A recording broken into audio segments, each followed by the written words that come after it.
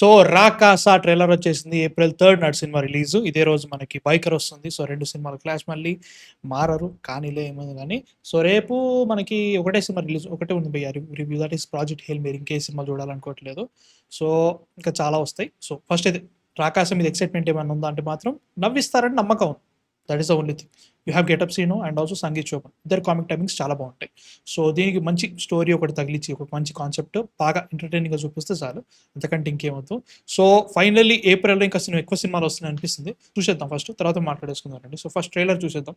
So yeah! Let's watch 'Rakasa' trailer. ఆ కోటలో ఉన్నది ఊరు బలి పంపుతున్నది సామాన్యుడికి కాదు, ఓకే. భీకర బ్రహ్మ రాక్షసుడికి. ఓకే. బ్రహ్మరాక్షసుడు అన్నాడు.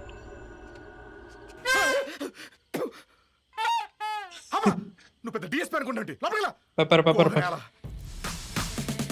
ఏమన్నాడు? అమ్మా, నువ్వు పెద్ద డిఎస్పీ అనుకుంటే లోపలికి రా. కోహనేల. నా కళ్ళ నా కట్టుకుంది ఎవరో తెలుసా? నా మనసు దోచుకుంది ఎవరో తెలుసా?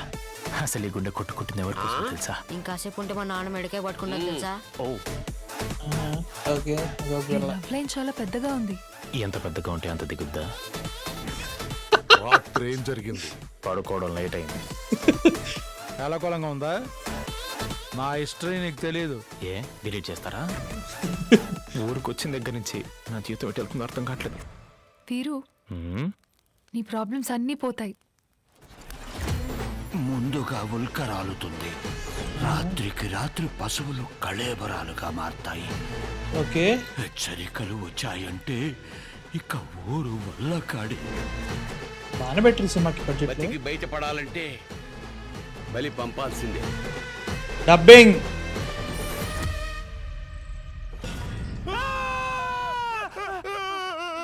అబ్బా చా, ఈ మాత్రం దానికే నారుటో లోపల నీకు ఇప్పుడు. ఉంటది అసలైన మ్యూజిక్.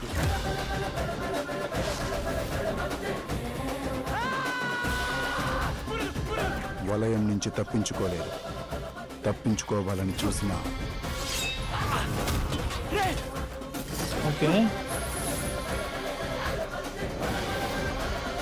ఓ ఓ ఓ బ్రహ్మరాక్షసుడా? బాగానే పెట్టారా సినిమాకి. Easy and everything. అంటే నేను స్పైడర్ మ్యాన్.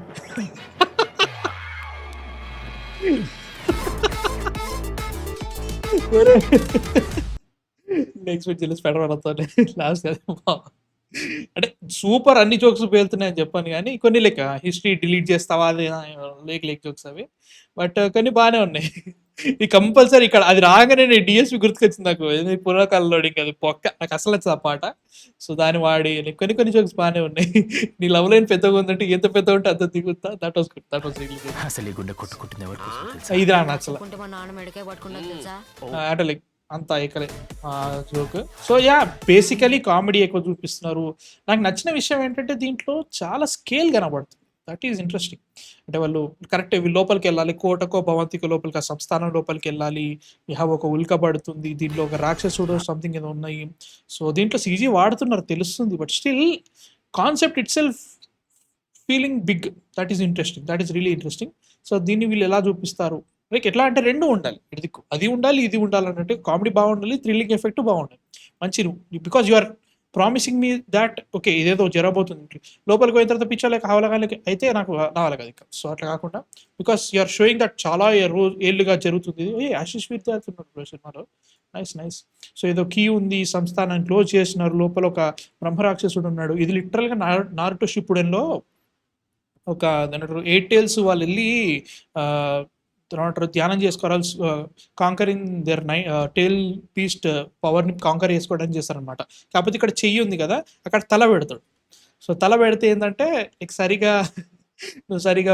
నువ్వు కరెక్ట్గా నీ మైండ్లో కల్మషం ఉంటే ఆ తల తినేస్తుంది.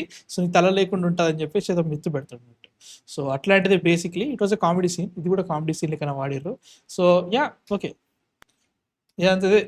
కాకపోతే ఓకే నాకు ఇది మంచిగా అనిపిస్తుంది.